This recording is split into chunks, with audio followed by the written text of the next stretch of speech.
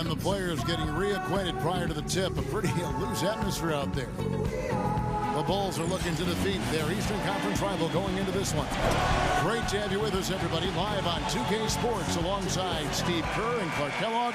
I'm Kevin Harlan. The starting fives for our game. Here are tonight's starting lineups. Someone will be keeping an eye on, of course, LeBron James.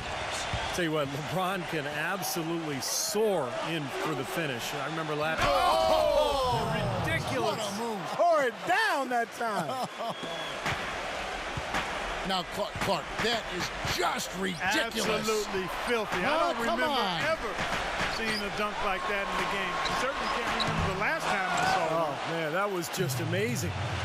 You know, as the Bulls have been one of the tougher teams the last few seasons, they've done it through dominating the glass and tough defense. Had some injuries to deal with last year, but at the core, this is a defensive-minded team. That's why they're always competitive. The offensive rebound. The kick out to Rose. No good on the three. Earlier, Doris Burke spoke with head coach Erik Spoelstra. And what'd you find out, Doris?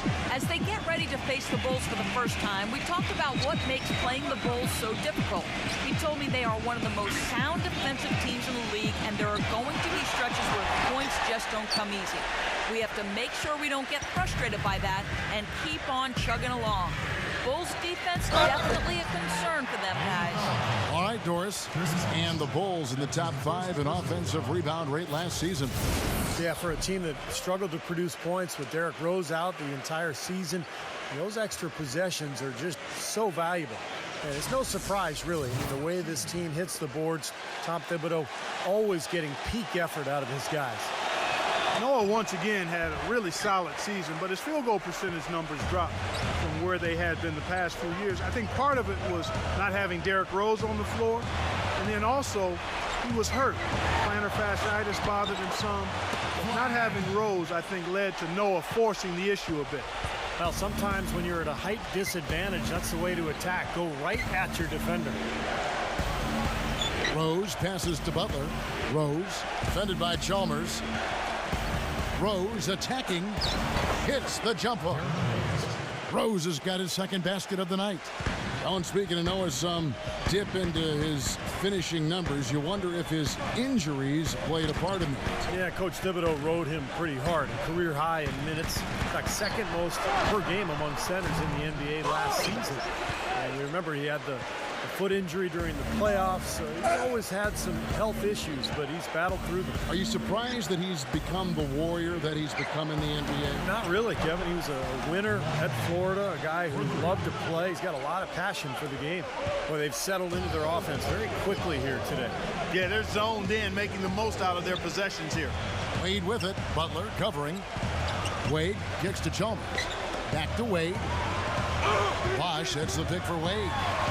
It's blocked, and that's out of bounds. Miami will retain possession.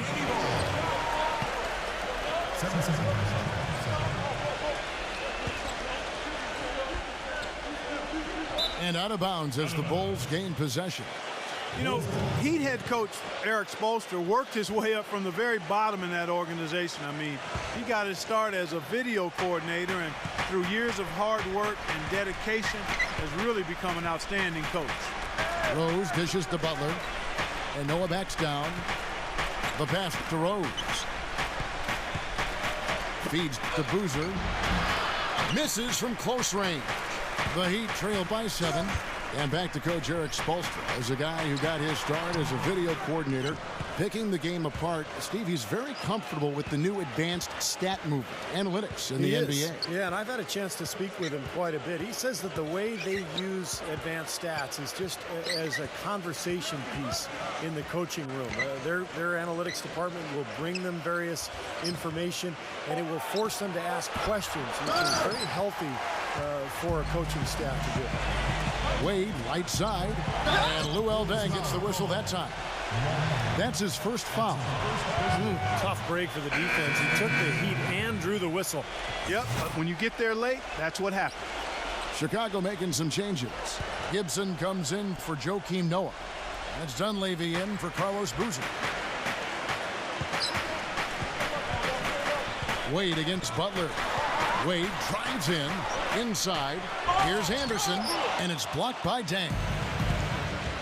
Heinrich passes to Dunleavy. And again, Chicago, no good. Last outing for Chicago, they won that game against the Cavaliers in Cleveland. That was a heck of a performance for them offensively. There were some stretches there where it just seemed like everything was falling for them. And it wasn't by accident they shot it that well. Their ball movement was excellent. That was the key to me. A lot of people picked the Heat to run away with the East last year, and they were right on target. They were just so far and away better than any other team in the East that you just didn't see them losing much during the course of the season. Ray Allen is checked in for Miami. Norris Cole comes in for Mario Chalmers. Butler kicks to Heinrich.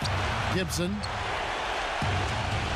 6 to shoot. Wow, what a throwdown. Look at that athletic play. Incredible. Wow. Wow, and that sort of showmanship is just deflating right now to a team trying Clark to get back into this game like this. Yeah, definitely a jam with emphasis.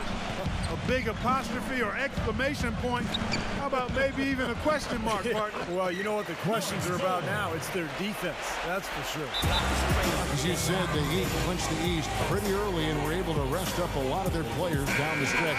Steve, never easy to win when everyone expects you to win games, but the Heat didn't seem fazed by the pressure at all.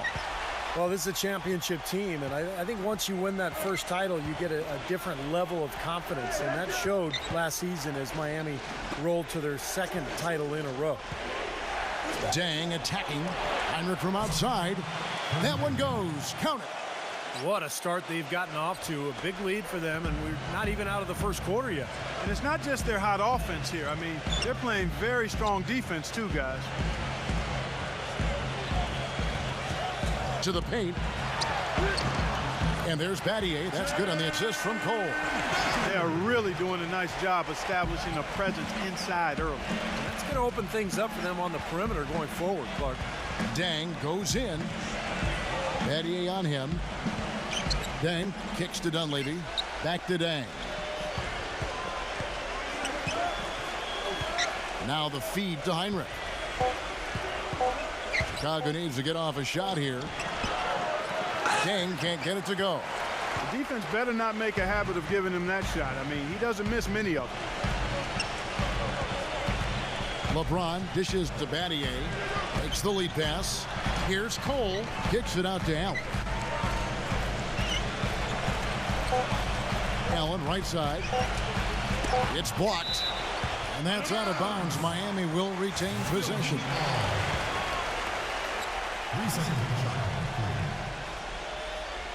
Here's Cole.